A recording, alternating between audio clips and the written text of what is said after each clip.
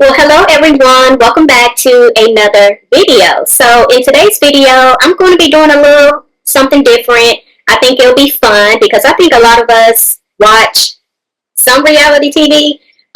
Myself, I have really been into Married to Medicine, and so I've also been watching Housewives of Atlanta. Now, true story, I was kind of late coming into this whole Housewives of Atlanta series or episodes. Actually, my friend Denise is who put me on because during that time when all of these reality TV shows started coming out, honestly, I myself wasn't really watching a lot of TV. So I was kind of a late bloomer, if you will. And once my friend started talking to me about this show, I was like, okay. And I just binge watched. I went all the way back to season one, and I just been watching ever since. And Married to Medicine is definitely one of those shows that grabbed my attention early on. We've definitely seen a lot of different, changing of cast, but for the most part, it's been very interesting. So we are going to be talking about this Married to Medicine reunion and also what's going on with Atlanta Housewives. We are on season 16 and we are currently on episode 5. So I am joined with my friend Denise. And I want to kind of start out by asking Denise, did you start watching Atlanta Housewives like early on? And what is your position with where they are today at season 16? And what is your position with Married to Medicine? I literally am a Housewives fan from day one. I have watched them. I was excited when I saw the previews because it looked pretty fun. And so I have to say, honestly, when I started watching, I really loved the back and forth between Kim and Nene. It was so hilarious. Nene was very refreshing to me because she was a strong personality, but also in a fun way. She was just that girl. And I think that the cast meshed together very well. Kim Zolciak, Sheree Whitfield. So who was Deshaun Snow? And then there was Lisa as well in the first season. So yeah, together as a cast, I thought that they did very well. And then you have season 2 when you see Candy join, and then, we had Phaedra, we had Portia, we had Kenya. So I think as the show went on, it did start to take a turn because we saw personalities clashing, we saw a lot going on, and it did start to get dark after a while, and we started to see some of the ladies exit. Some exited before they had a exit for good. So when you saw some things starting to turn dark, are you speaking about what happened with Phaedra and Candy? Yes, it just turned dark. And also I have to say, because we observed Kenya coming to cast, and she really did push the boundaries when it came to Phaedra and Apollo. And I think Phaedra was able to hide before that point, but after that, it was like the real her out, the lying Phaedra, one who was doing this and that. And so when we witnessed after she fell out with Candy and the things that she said about Candy, the lies, to me, that's where it got dark. Why do you believe that Candy and Todd would try or even think to try to drug you, to take advantage of you? Why would you think that? The club incident was 3 years ago.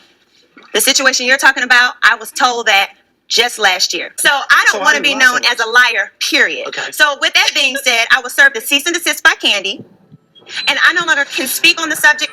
So what I want to do is have Phaedra speak, because she's the one who told me that Candy said that. You said that? That I wanted to drug her. So now we know. Not oh my say God. That. You said that. You said it. I did not say it. That is some bullshit. I said I was told. I did not accuse you of that, Candy. I asked you, and at that point, you told me it wasn't true, and I let it go. But what I'm telling you, not true. Yes, I did let it go. Oh, I absolutely let it go. But I'm telling you, I was told that by Phaedra, and she can explain to you where she got that. I repeated it because I heard it. No, she said it. She said it to you, Phaedra. No, something was brought to me. I repeated it. No, you told me she said it to you. Oh, see, there you go. There you go. The lies. There you go. The lies. And I think people love Portia because she has that ditzy type of, personality. She's very fun, Portia, and she's a pretty girl, and I think she brought the youthful audience to Real Housewives of Atlanta. But I was really disappointed to see her partake in the live with Phaedra. Because I know in the end when they got caught, Portia acted like, well, you know, Phaedra, you told me this, but I'm like, girl, now you knew good and well that they didn't do that, you know. So yeah, I think that's where it started to get dark. And as the show progressed, I think that people got more desperate. And it is amazing, in my opinion, what fame and money can make people do. Because I was seeing these women, affluent women, lawyers, Kenya ex Miss America. This is all of them, and I have to say, except for Candy, because I really don't feel like she ever sacrificed her integrity, because she's always had money. But you just notice these women just start to go really low for money, for fame, just to be able to stay on the show. So I was a little bit taken back by that. And honestly, there came a while where I just stopped watching the show, because when you are highlighting characters like Marlo, oh my God, Marlo, he just knew how to go low in a dirty way. And I kind of felt, honestly, Housewives of Atlanta, they throw shade in a way where it's still funny. It's not too bad. You're not trying to damage anybody's life. But when it came down to Phaedra and Marlo, like Nene literally told Phaedra, she said, you tried to go get my sisters to make an appearance on the show to talk down about me. And she talked about how it started to get low down and dirty. And Nene literally, she has a popular line when she says, y'all are declassing the show. Freaking fraud. Those are the two that I would get rid of right away, honey. They're declassing the show. And so I think that's what we started witnessing after a point, because you just had people that just weren't good people that were on the show. Yeah, I mean, I believe when they gave Marlo a peach, that really just made the franchise, I say, just kind of go really downhill. I did not understand it. I mean, I think to a certain degree they was just looking at the drama aspect, but it was just a lot. Like, I just didn't feel Marlo was a good fit. She could have stayed like the friend of the show, but to give her a peach, like, it definitely went in a whole different direction. Now, when you look at Candy, she made the decision to leave. How did you feel about that initially? I was really sad when Candy decided to leave, because for me, she was an anchor. And I know a lot of people say Candy is so boring, she needs to leave off the show. Honey, Candy gave us Mama Joyce. She gave us the aunties that said that was a scheme that Todd set up. She brought a lot to the show. She brought her music to the show. And in my opinion, she brought something to Real Housewives of Atlanta that it really needed, because we were dealing with people. This was supposed to take us behind the gates initially to the women who lived these luxurious lives. But when we started watching the show, it was kind of like, okay, Sheree, you getting a divorce, your house got taken, you're not really living in luxury, And then we have Nene, she was never really coming in. She wasn't luxury. Kim Zolciak, like, girl, somebody else's husband is taking care of you. Like, it wasn't really real money. Yeah. So I think when Candy came to the show, she was really a starlet. She was somebody who had luxury, somebody who had money, but she was frugal with her money, and she was smart. That girl knows how to invest. So I appreciated that about Candy, and she was fair. Candy was the type, if you're her friend, she's still going to tell you how she's feeling. She's not going to agree when you're doing wrong. So I think, Candy brought that to the show, and as the years went on, we just saw less and less of what the show originally was supposed to be. I agree. I was very sad when Candy left. I understood why she left, but I was very sad because, like you, I felt she was, she was like a pillar, for the Atlanta franchise. And, Kim Zolciak, I do think she brought a dynamic that was very fun and interesting. Like, you just always wanted to know what this girl was doing next. Sheree, honestly, I could kind of care less. I'm just going to keep it 100. I just didn't really vibe with her. Her character, what she brought to the table, because it definitely seemed like she just wanted to be messy all the time. Be in everybody's business and be messy. Now, when it came to Phaedra, everybody was in talks of bringing Phaedra back, thinking that she was going to just save the show. I didn't really care for Phaedra.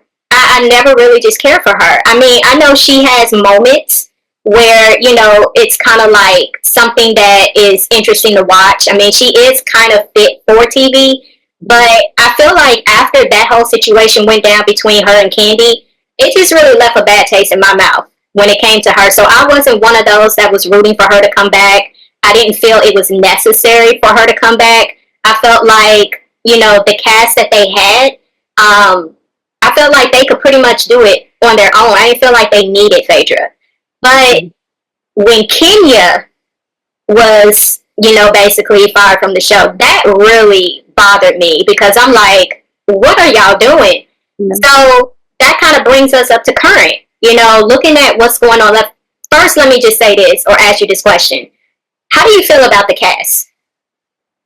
I have to say, and this may be, unpopular opinion, but I actually felt that they did a great job this time around because you have to have a villain in a cast. You have to have all components. And I think, again, the chemistry between the cast originally, that is what made the show great because they all meshed together so well, even in conflict. So I think after we saw them fail for so many years without the right cast, they got a lot right this time. Now, I have to say, honestly, this Britt Edie girl, she came onto the scene as somebody who was just not likable. So, and what I really got from her initially is like, this girl is extremely easy to offend. Like, she's the type of person that you can just, have regular conversation with, and she will find something offensive about what you said. So to see the situation play out with her and Kenya is just asking about her ring to clarify because she really wasn't being clear about her ring. She took it as Kenya was coming for her. And I'm thinking to myself, now, we know, Britt, that you are a fan of the show.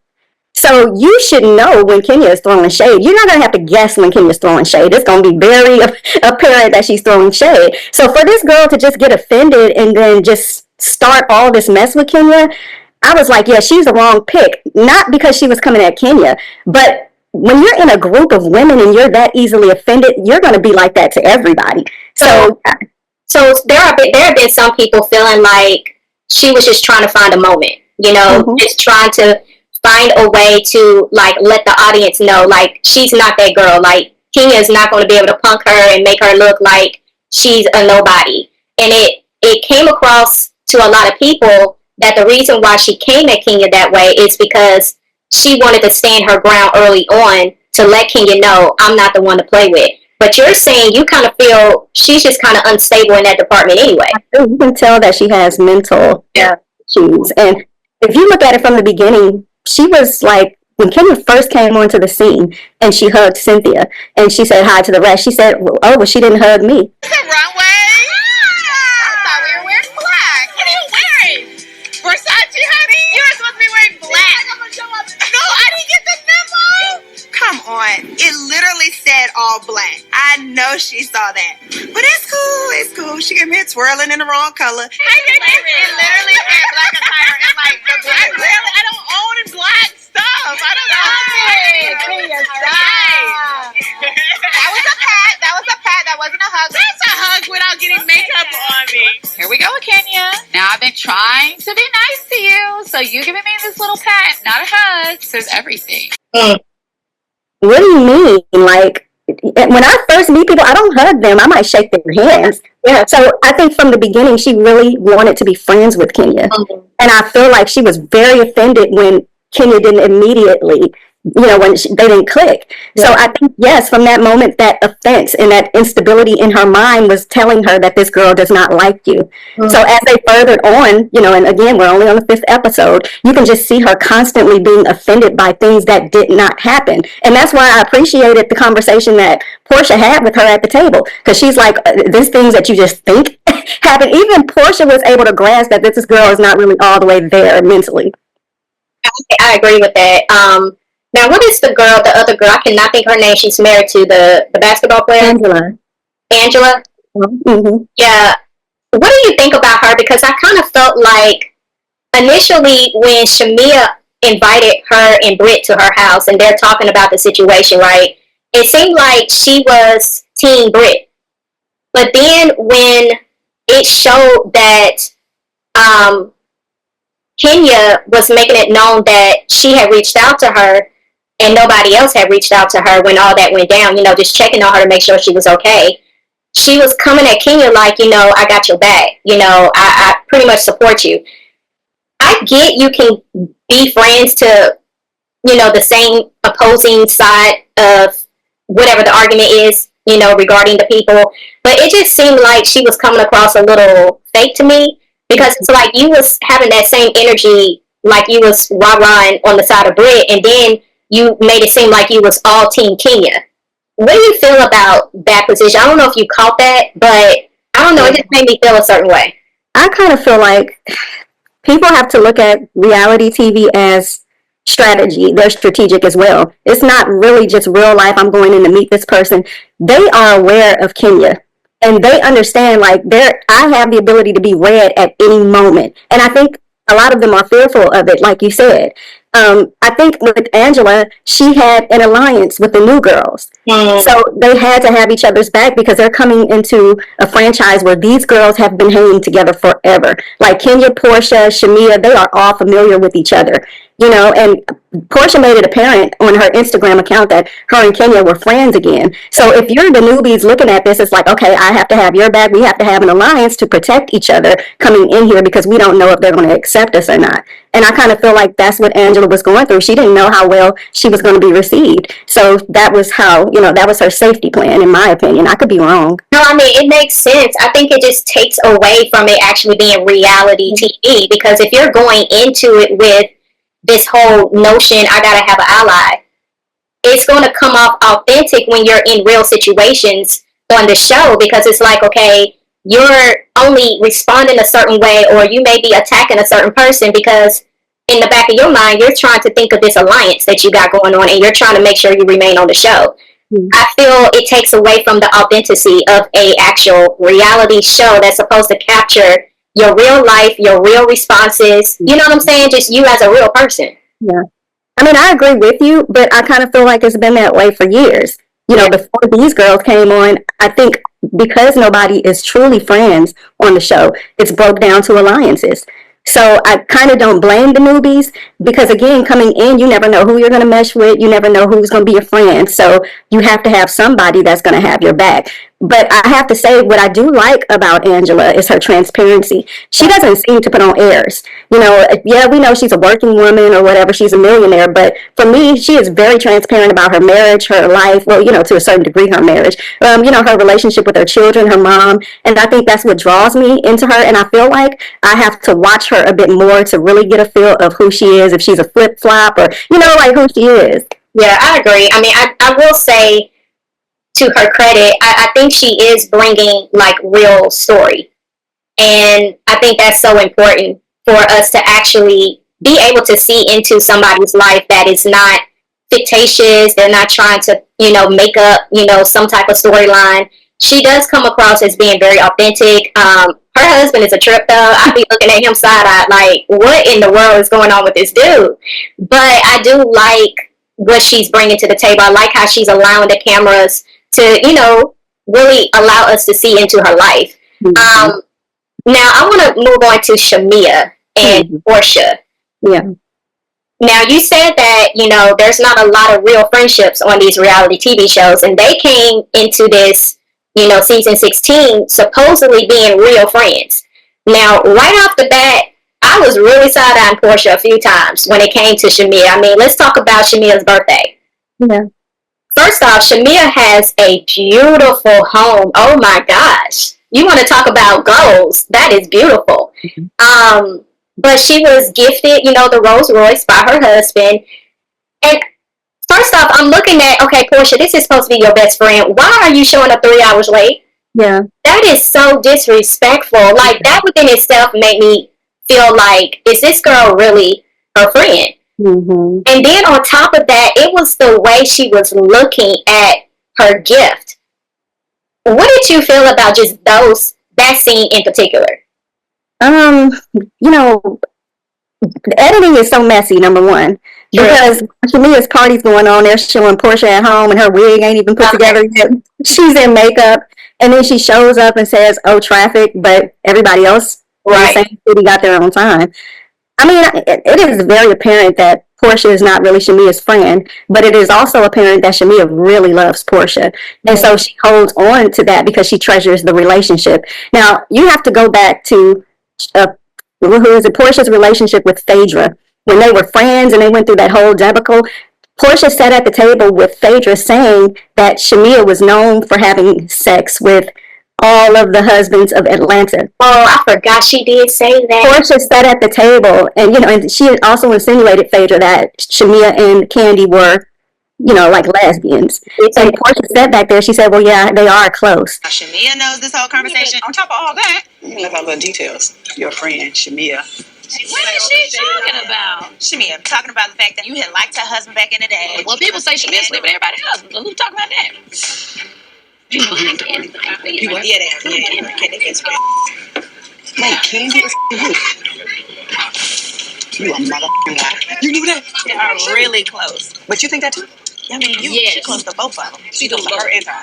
She doing both. And so that season, Shamia literally cried on the reunion stage, wondering why Portia had allowed Phaedra to talk about her like that. And the season after, when they came back, her and Shamia were on the outs. Shamia came to Portia's charity event, and she said, I'm in hopes that I can reconcile my friendship. And so when she was talking to Portia about these things, Portia did not want to talk about it. So when she did her confessional, Shamia said, and she had tears in her eyes, she cried. She said, when Portia went through her divorce with Cordell, I was there. She slept on my couch and in my bed. This is beautiful. Yes. Thank you so much for having me. I'm really excited that Shamia showed up, but it is awkward. I'm glad you made it. Yeah, I had to come Good help to out. see You know, you. do my share. Thank you. Giving back. I didn't immediately think to myself, oh, we're going to talk about our issues and solve any of that. I wasn't thinking about that. I was more thinking of, all right, this is a friend and she's coming here to help my efforts in helping the people here in Houston. And I thought that was great. So I really was concentrating on that. I really wasn't focusing on the friendship at all.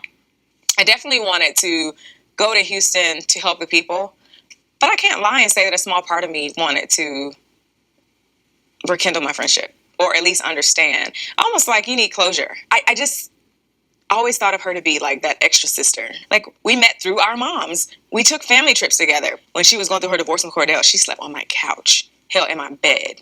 Then the rumors started, and she didn't help dispel. And then I got married, and she wasn't there. And I just kept thinking, everything you've done, I've supported. Everything you do in the future, I will support. Because my love for you does not waver. It's unconditional. What's wrong? I still don't know. You know, the friendship didn't necessarily break down. Like, I didn't say, I don't count her as a friend. Our communication was just not, our communication was off. She was there. She said, but when I got married, Portia didn't even come to my wedding. You're supposed to be there. You're supposed to be in the wedding. Figure that shit out. Portia has dogged Shamia out, treated her like shit, and now she doesn't even want to go to the girl's wedding. So to me, I'm like, you really need her as your friend. Like, physically, I just can't do it. And she just, cried about how Portia hadn't really been a friend to her. This was all the way back then. So I really feel like right here where we are now, it was coming to a head, because you're on a show now that was my show. This was my spotlight. And I feel like Portia did not feel that Shamia should at any time do better than her. And I think, like everybody said, Portia married Simon because she wanted the life that Shamia had. And she couldn't get it. So now that Shamia's in the spotlight, everybody's talking about Shamia more than Portia. Portia cannot handle it. And she has been unhinged on Instagram because Shamia came out on the interview and spoke and said that Britt Edie also said something about her daughter who has disabilities to show you what kind of person this Britt girl is. So why did Portia post up a picture with Britt Edie on her Instagram? Right. And when they asked Portia in the interview, who do you think dresses the worst on the show? She says, well, I'm not going to give my opinion. I'm going to tell you what the audience said. Shamia and then Drew. Why?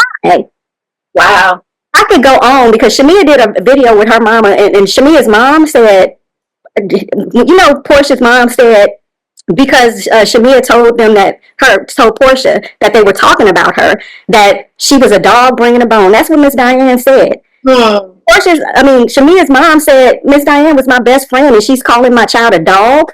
Wow. I'm telling you, it just got so deep when it comes down to Portia. Like, how did all this happen? Well, why is it that you think that Shamia, because obviously she's been affected being in this relationship with Portia a lot. Why do you think she holds on? Like, what is it? I think with friends, when you're friends that long, you are aware of their trauma. You're aware of everything that they have gone through. So I think she sees Portia through a different lens than we do. I think she has empathy, for her because all that she may have gone through. And it's obvious that she's loyal and she loves her friend. Like, I wouldn't have Portia over my house, my $9 million house with my husband. But obviously, Shamia, really loves Portia. And I'm not mad at her for it, but I think to a certain degree, there's not a lot of wisdom in that.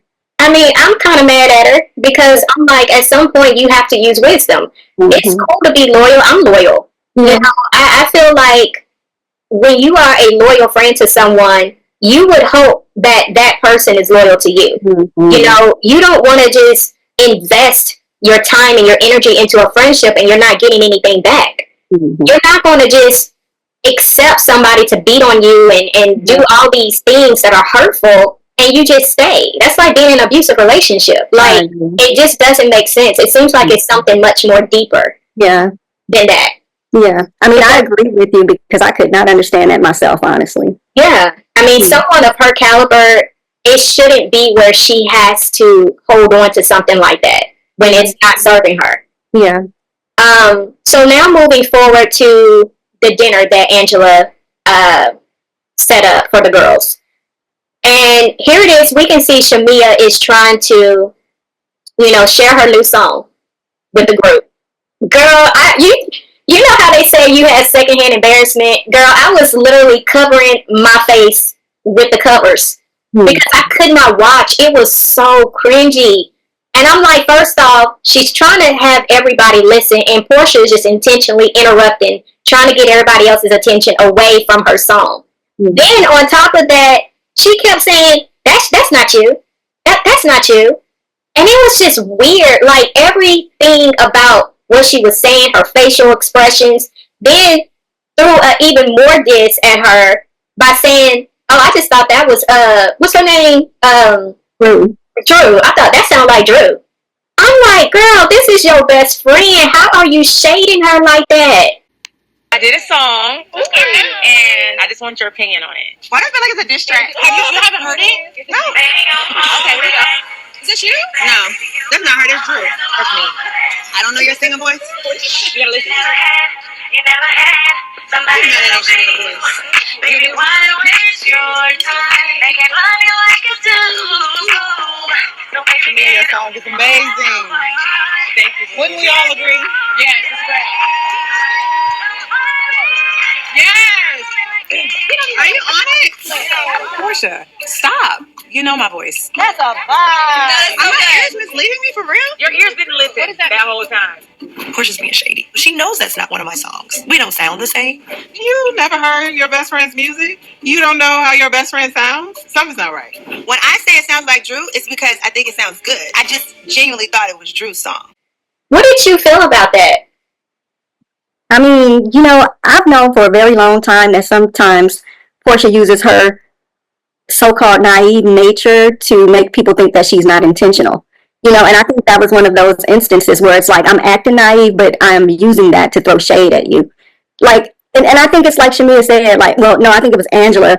How is it that you've been knowing this girl all this time and you're not familiar with her voice? And let's not forget Portia's failed single, Flatline. Okay? It literally flatline.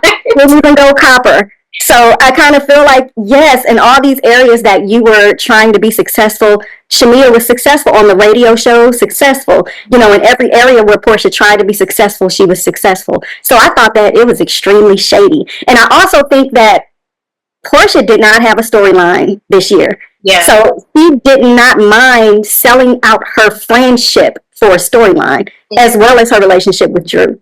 Well, let me ask you that because I'm very curious what your position is with this. Do you feel Portia has a right to feel what she feels about Drew? And who do you think is wrong in the situation? You think Drew wrong? Or do you think Portia is just overreacting? See, I'm kind of confused because now it's like everybody say Drew and Portia lie. But Drew has text messages where she's constantly reaching out to Portia, wanting to have the conversation. And it's apparent that she's already had the conversation with her child's father, like you see him when you're parenting. So that is what makes me think that it was for a storyline. Now, honestly, just looking at the situation, it does not seem to me that Drew and Dennis are sleeping together. It really just seems like they have a working relationship. And what I'm seeing, honestly, is Dennis is trying to climb up because he was a hot dog, man. He's trying to get into music. He's doing movies. So I feel like he was taking Portia's contacts because they already have star power, and that would immediately put him on the map. So I think Dennis was more wrong than Drew. Yeah. That's just how I feel about it, because Drew is a hired actress.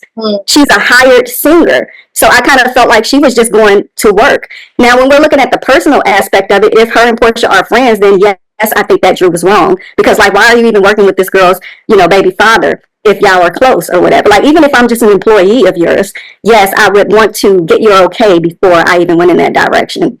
Yeah. I mean, I feel just out of common courtesy, y'all ain't even got to be friends or associates. It's just the fact of the matter that you knew this was her baby father. And I felt, just being a woman, being somebody with integrity, you should have went to Portia and just asked if it was okay.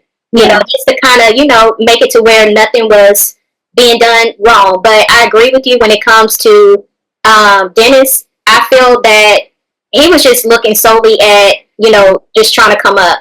I felt like he should have had that conversation. But the thing where it gets me, where I feel like Portia is not being honest with this, not only did Drew say she reached out to her to try to talk to her, but Dennis said he also spoke to her. So it's like, now you're coming on the cameras trying to play dumb, like nobody talked to you. It is giving that, like you said, she came on the show really not having a storyline, so now she's creating storylines as we see it play out. She's trying to use this situation now to make it a storyline between her and Drew. Because it's not making sense. Drew keeps saying, I've been reaching out, like you said, they showed the text messages, and Portia's saying, no, that's not what it was. So it seems like somebody's lying, and like you said, they both lie, but it's looking like Portia's lying just because she was lying. Because it really is seeming to me that Drew really respected what Portia did for her. She respected the friendship, and that was the reason she was reaching out. But how can she have a conversation with you if you're refusing to sit down with her? Right. So I think she just moved forward with it, because let's face it, Drew has been in the news for not paying her chefs. Everybody that has worked with Drew, she has been in the news for not ever paying them. So it's letting me know that Drew is in a financial decision where she is desperate. So she's literally taking whatever work is being thrown at her. Like, I've seen her in several Tubi movies. Like, she's taking whatever she can get to survive at this point. I will say the audacity, though, because, like, let's be real, like, Portia, you walked up in Fallon's house and left with her husband, and you over here mad at Drew for working with your kid's father, and you talking about you can't find no loyalty? Are you serious? Oh my God, that was crazy to me. It is crazy. But I am glad that they are starting to show, like, the co-parenting between Drew and her husband. I did like seeing that dynamic and them being able to have a conversation, and it seems like I don't feel like they were putting on for the camera. It definitely felt like where they are right now is pretty, it feels like they're in a good place. I've never been in a divorce situation, but it seems like they're being mature about the situation. So I did like seeing that element. I agree with you. But even with that, I felt a bit sorry for Drew, because it seems to me that she has a problem really expressing her truth, her feelings. It's like, for her, she has to put a face on all the time. Do you think the acting aspect? Do you think it's yeah? But it's all the time. And so even in the situation with Ralph, I was looking at the co-parenting, and I'm like, this seems like you are acting out a scene. So I wasn't comfortable with that either, because it comes out that Ralph on his podcast is saying that, I was waiting for Drew to do something that wasn't cool, because I was going to let the judge know so that she can be dealt with, for coming in the basement. And I'm like, okay, so that whole scene was fake. Wow, I didn't catch that part. Yeah. So I don't know. I don't believe it. That's sad. All right, so now we move into the heart of what's going on right now. And that is Kenya and Britt. So we, going back, we remember when, little pieces of what happened at her, salon opening. We were seeing this take place, bit by bit before season 16 aired. And we was getting different versions of what actually happened, right? We had Kenya telling us she was being threatened. There was mention of a gun. A lot of people felt Kenya was just exaggerating. We had Britt Edie basically coming on her social media saying that she would never say anything about that. She would never, threaten anybody with a gun. She don't even own a gun. I think she was saying stuff to that nature. And then, we just had this, situation too play out where we're hearing talks of, Bravo releasing Kenya, but then Kenya was coming on social media telling the people is don't believe what you're hearing. Everything is going to be fine. So now we see what actually played out. And look, that whole scene I'm not going to lie, I'm going too far. Let me go back to the dinner. Okay, so they all are at the dinner that Angela put together. And we see how Britt is basically just trying to pick at Kenya, trying to find something, right? And so Kenya is just trying to, just de-escalate the situation. And she gets up to leave. And then we see Britt just going in for no reason. And we hear her call on camera talking about, I'm going to get my whip and I'm going to grab my gun, to something to that nature. You can probably say it more accurately than what I'm saying right now. But we clearly heard her mention a gun. Ready? I gotta let that bitch know. Don't play with me, bitch. Everything's fine. Everything's cool. Everything's good. Kenya, her little ditzy ass. Like, bitch, play that shit in front of the cameras. Don't play that with me. I don't play them games. Black girl magic. I don't play them games. I got whip, pistols, everything. Play that shit in front of them cameras. Don't play that with me. So, when I heard that, I was like, OMG. Kenya wasn't lying. So, do you feel that, first off, do you feel Kenya was over-exaggerating? Because I've heard two arguments to this. Kenya was over-exaggerating that she should have known that Britt wasn't going to do any harm to her. Or do you feel Kenya had every right to feel threatened? Yeah. I mean, of course, it was a threat. I would have felt threatened. Yeah. If I'm sitting at a table with somebody who I am not inciting to anger, and this is their reaction, I would really feel threatened. So do I think that Kenya's, it was warranted that she felt threatened? Of course. But we have two different audiences that we're dealing with. We have people that just hate Kenya. Yeah. So they're going to look at anything that is against her and they're going to justify it. But then you have those reasonable people that can look at both sides of the fence and say, I don't think that what either did was right. So I just honestly, when I looked at it, I'm like, of course what you said was wrong. Your own husband said that you were doing too much that night. Yeah. If your own husband thought that, then how should everybody else take it? Yeah. So when you fast forward to the launch of her salon, and we see that, first off, Kenya did not uninvite her. Yeah. I don't know if that was intentional or not. I don't know if she just wasn't thinking about it. But clearly when she saw Britt come in, you could tell Kenya did not really want her there. Mm-hmm. And then it was the gesture that Britt made by giving her flowers and a card. Honestly, I didn't know how to feel about that. I mean, I was more so feeling like, again, she was putting on for the camera. It didn't really feel authentic to me, but I could be wrong. But that's just what I initially felt. It just felt like she was really trying too hard to, I don't know, like just try to fix what she did because she knew she was going to get some type of pushback for what she said. Yeah.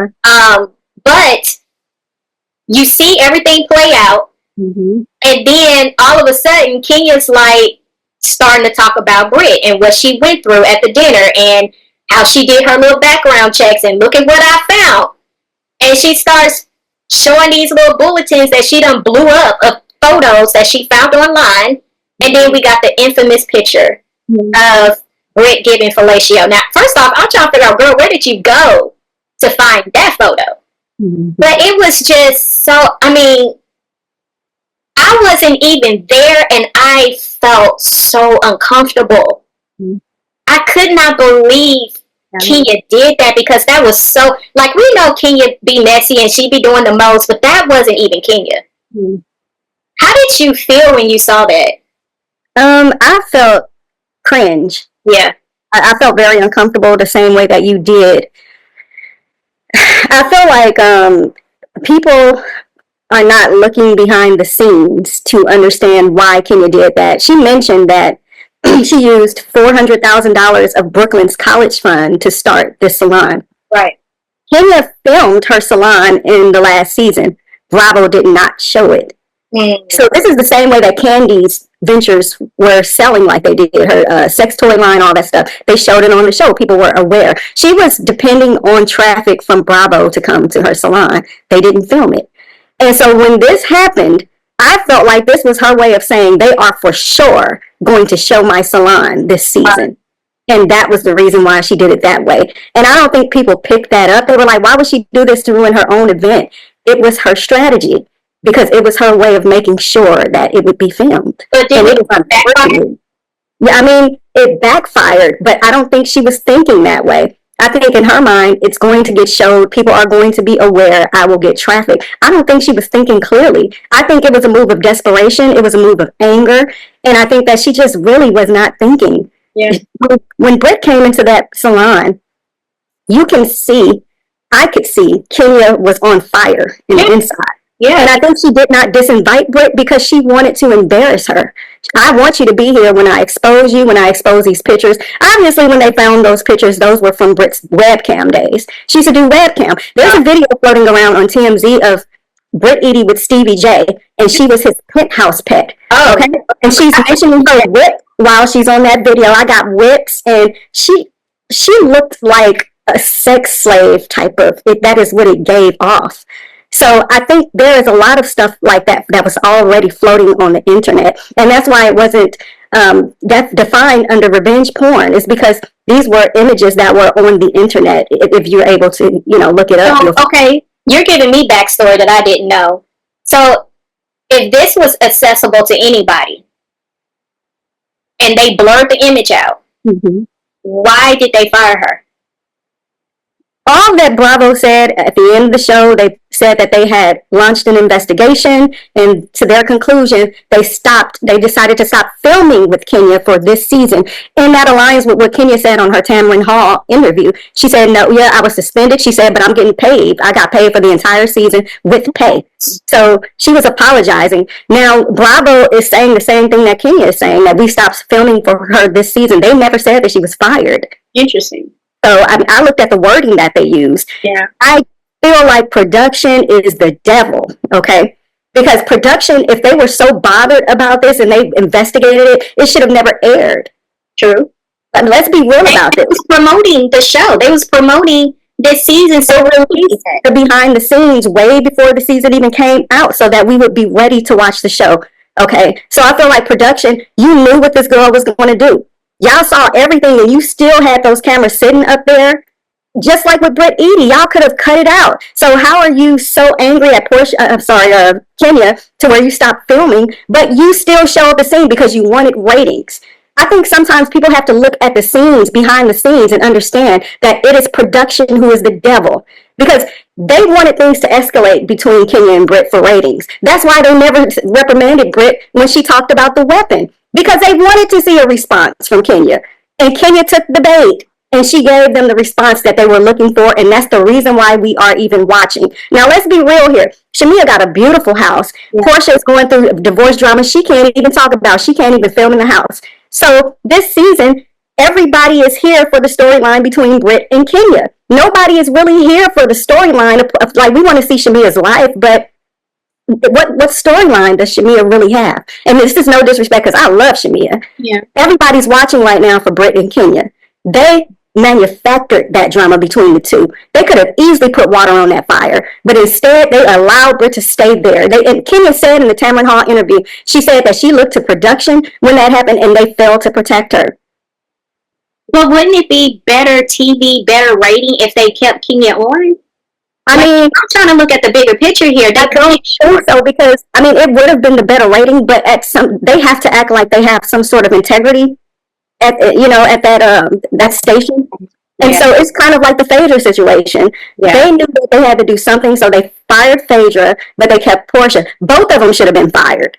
But they did it to appease the audience, because they knew that the audience was going to look for them to get rid of Phaedra. It would have been better ratings to have Phaedra to come back that next season and continue her feud with Candy.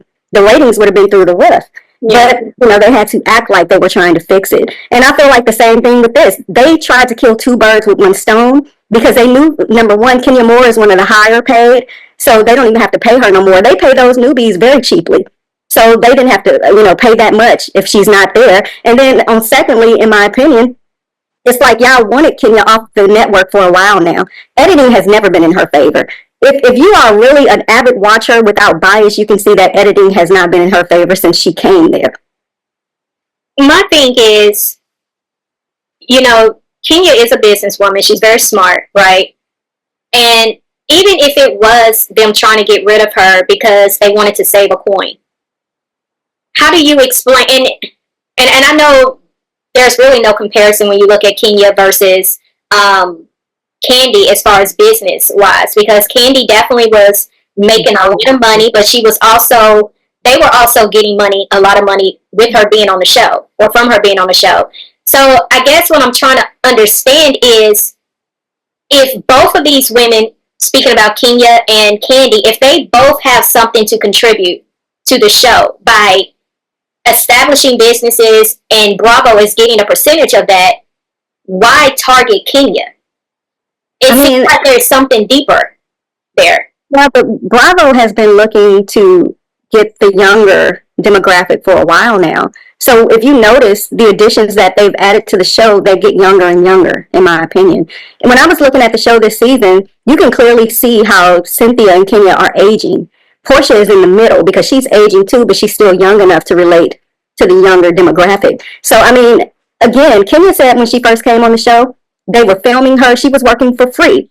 Mm-hmm. And she told them, if you want me to continue filming, she forced them to give her a contract. You're going to have to pay me because she was a businesswoman.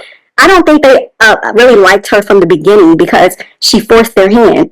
And they couldn't just get rid of her because she brought the ratings in as well. I just see from the beginning they never had that relationship with her, that they never liked her. But okay, I get the fact that they want to bring on a fresher audience, a fresher cast.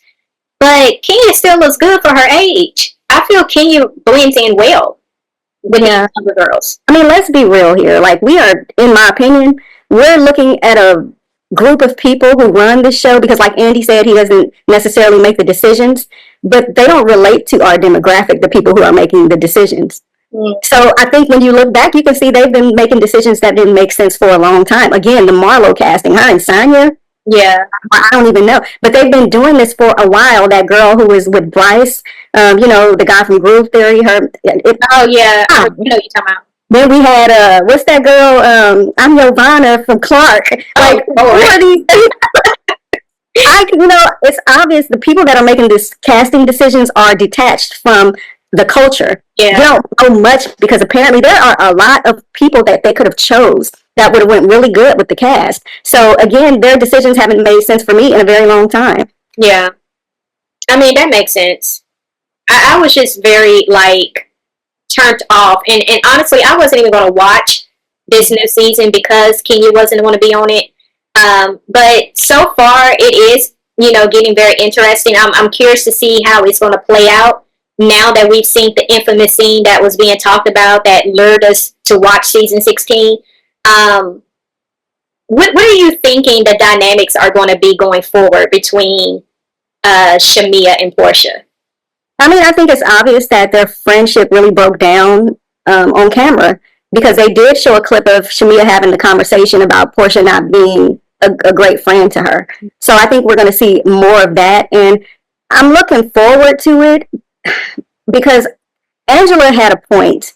And I'm not trying to be funny when I say this, but when she told Shamia that she was Portia's lapdog, that's what it comes off as.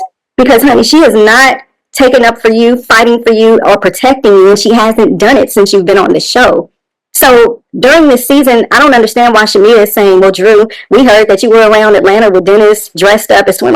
That should be something that Portia is saying. Yeah. In no way should you sit there and do what Portia should be doing. You should lay back and grow into your own identity and let us just see who you are, Yeah, I agree.